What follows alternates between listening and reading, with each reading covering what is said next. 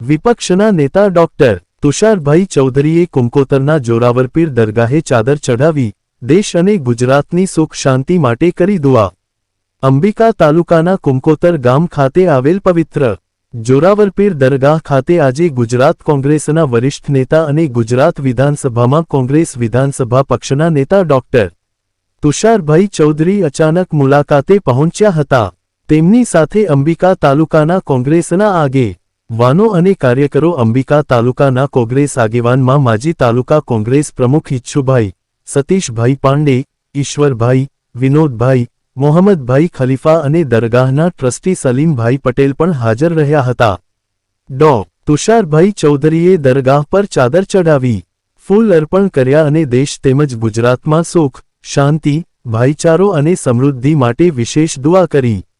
દરગાહ પર ઉપસ્થિત લોકોએ તેમનું ઉષ્માભર્યું સ્વાગત કર્યું। ડોક્ટર તુષારભાઈ ચૌધરી લાંબા સમયથી જનસેવા સાથે જોડાયેલા નેતા છે, પૂર્વ કેન્દ્રીય રાજ્યમંત્રી રહી ચૂક્યા છે અને હાલમાં ગુજરાત કોંગ્રેસના અગ્રણી ચહેરાઓમાં સ્થાન ધરાવે છે।